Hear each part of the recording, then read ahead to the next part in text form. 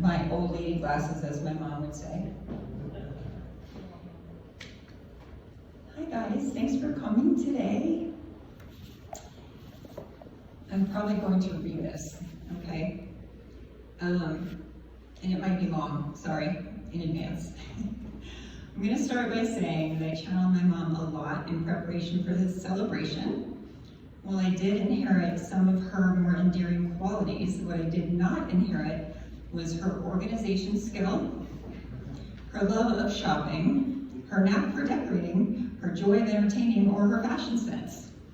In other words, I didn't inherit my mom's Martha Stewartness.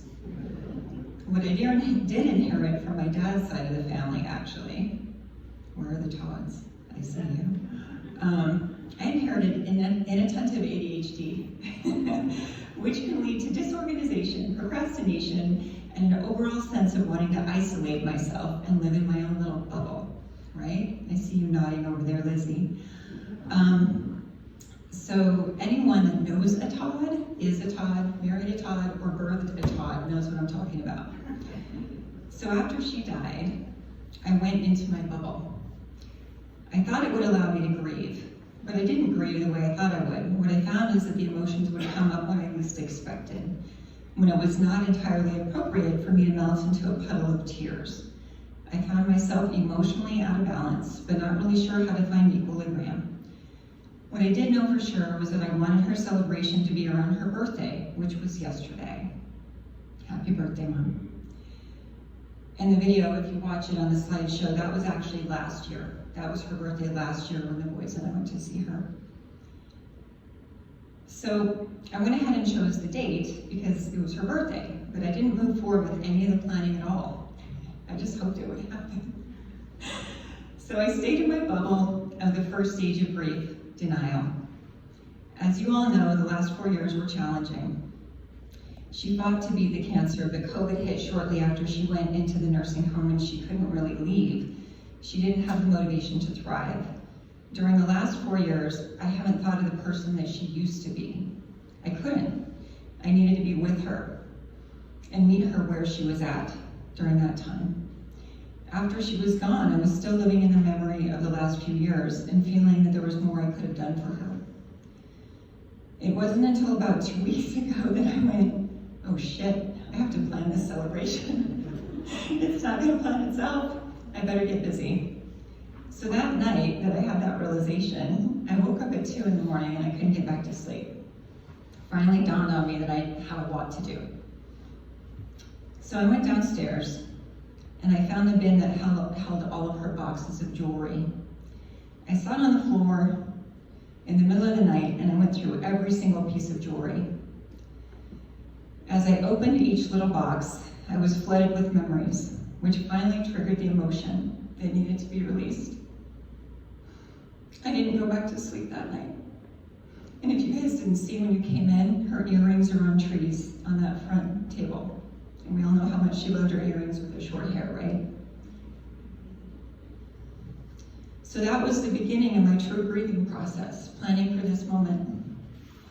As I continued to plan, going through the photos, chatting with family and friends, listening to Neil Diamond and Barry Manilow, I finally remembered her in the many different stages of her life, which has allowed me to truly grieve. Today we celebrate. There will be laughter, lots of it, and there will be tears, and that's good too. I'm a page turner or what? No, turn no. There's a back, front and the back. Okay. I know she's still with me all the time. I've channeled her a lot over the last 2 weeks to pull this shindig together, even down to what I'm wearing. I asked her, Mom, what should I wear? And I heard, wear something you feel amazing in. And I actually had a different dress picked out today, and I was in the shower this morning, and I heard, wear that dress that you would wear when you would visit me over the last 2 summers. So that's what I'm wearing. And I asked, how should I wear my hair? And she said, pull it back so people can see your beautiful face. I don't want it back, but there you go. I channeled her for every bit of this, and I hope I've been able to capture her in the room and what you see. And if you didn't notice yet, she's with us. She's an energy flowing through the room with a giant beaming smile like the Cheshire Cat. A big smile. Many times we remember our loved ones by remembering their success. But how do you measure success? She didn't have an outstanding corporate career. She didn't found a nonprofit. She isn't leaving behind a vast gaggle of grandchildren. But she did have a gift that is best described in this overused quote by Maya Angelou. There's a reason it's overused. It's profound and it is truth. Teresa, I'm looking at you, know what it is, don't you? At the end of the day, people won't remember what you said or did. They remember how you made them feel. That was her gift, the way she made people feel. More on that later. First, let's talk about what she did do. When she made friends, they were for life, starting in middle school, high school, the ladies that later became the yayas, that still get together every summer. When she graduated from high school, she knew that she wanted to get married and be a mom. At that time, it was truly her only goal in life. So within 2 years of her high school graduation, she met my dad, got married, and by the time she was 24, she was the mom of 2. She had achieved her one and only goal by the time she was 24. We moved to my dad's family ranch in 1973 when she was 26 years old. It was a whole new world for her, being a city kid from Casper. She would learn not only to be a ranch hand when needed, but also how to cook for dozens of people during shearing season. She would learn to meal plan and organize a mini grocery store of canned and dried goods in our basement. She learned how to make homemade Play-Doh to keep us busy. She learned to keep herself busy when there was nothing to do but cook, clean, and read. As Jason and I grew older and started school in town, she would drive us the 10 miles of dirt road to meet the bus. When the other kids along the route were old enough for school, Tanya shocked me by coming today. Thank you for coming. I think we met when you were 9? Were you 9? 8. She was 8. Yep, rode the bus. When the other kids along the route were old enough for school, she went to the school and she said, if I'm going to be driving other people's children, you need to give me a vehicle, you need to pay for my insurance, and you need to pay me a salary. So she created her first paid job.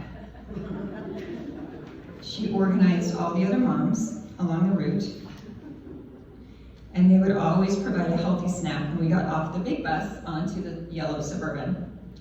She drove us to school she drove that bus every morning and picked us up every afternoon for years, no matter what the weather was. Every couple of weeks, she would hand back paper towels and Windex, and we would clean all the windows on the bus. Sometimes when Jason and Nathan would get rowdy, she'd drop them off about a half mile from home and make them walk. She knew what she was doing. When we became involved in 4-H, she volunteered to help and was there for every event. She attended 4-H camp, county fair, state fair, junior leader conference, and all of our meetings. We took for granted that she was always there. Now that I'm a mom, I realize how lucky we were to share so much of our lives with her. She became involved in Weston County Extension and taught a gourmet cooking class at the high school for a little while, which was funny because we were like small town Wyoming, and she was making crepe Suzette at the school. She was always considered an outsider in Upton, but she found the people who understood her and loved her, and they were her friends forever. Over the next 15 years, she found her way in the community, the county, and the state. She eventually volunteered for the State 4-H Council. She was also on the Wyoming Mental Health Board and received awards for that.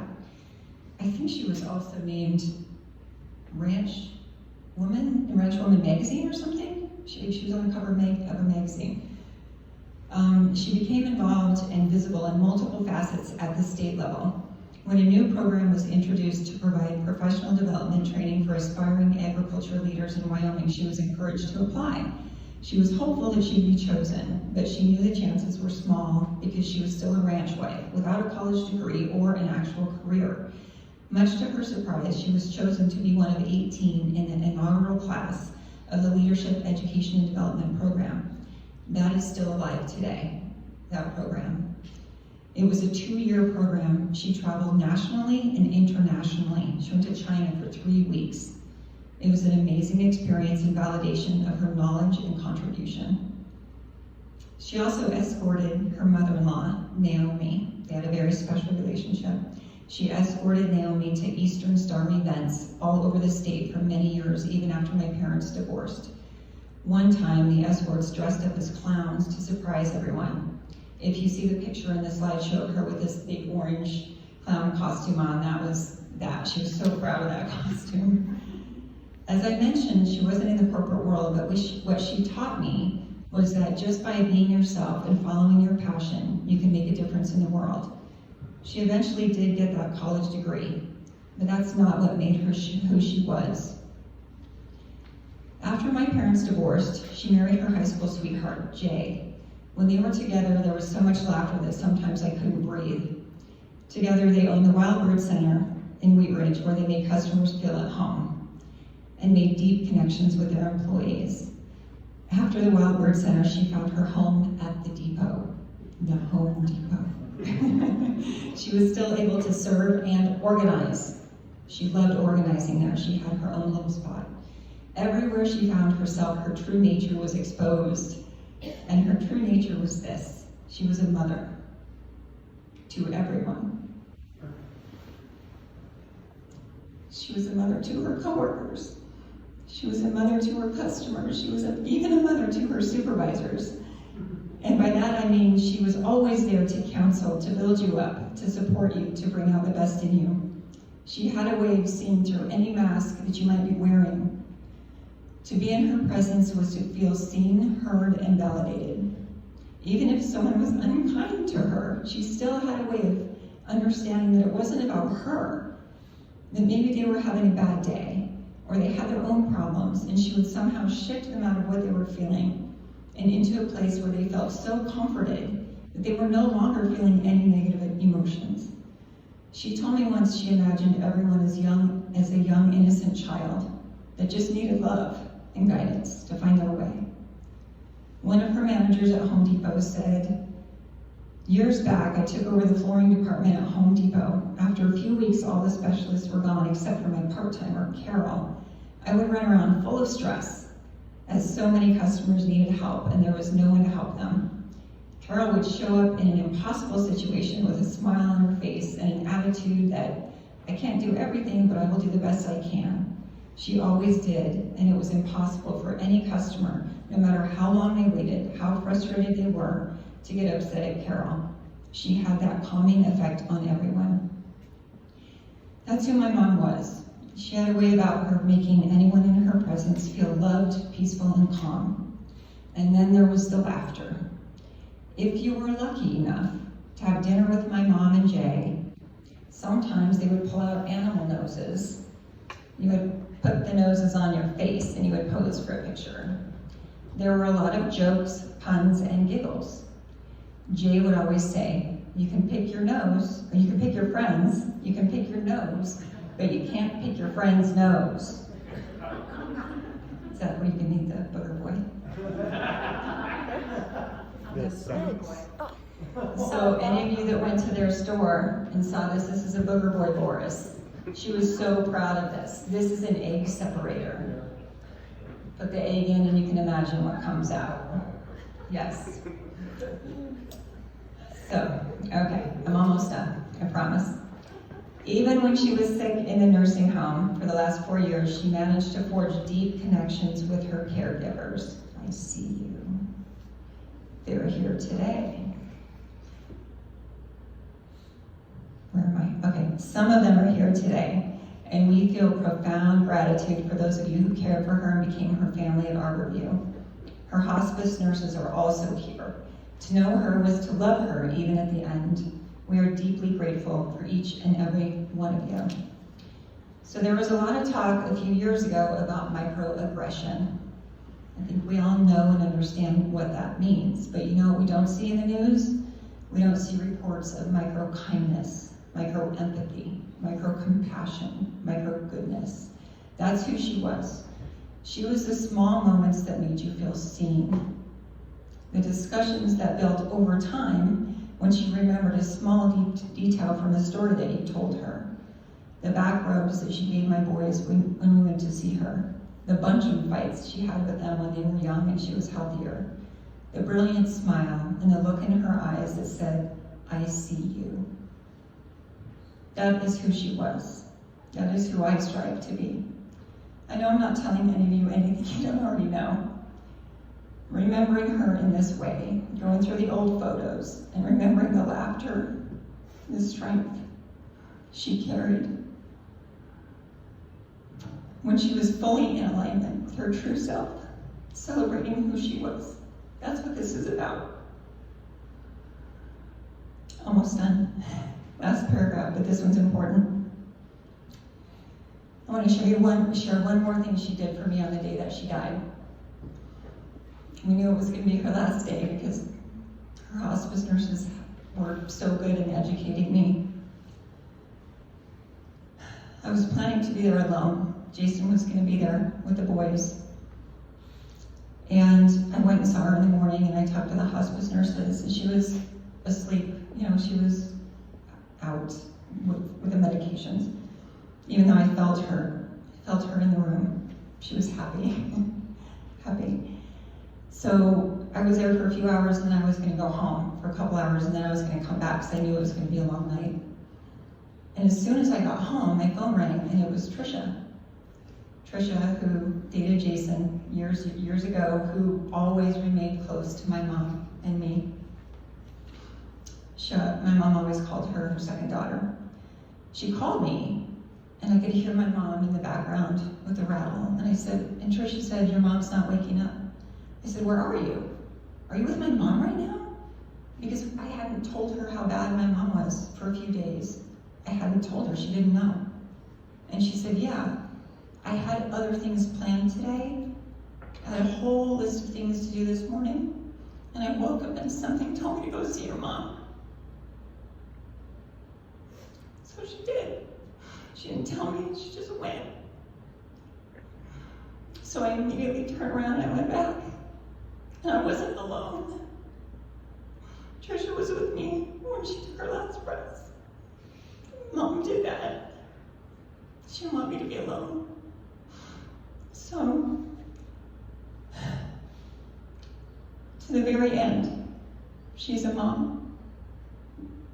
That's it. Thank you.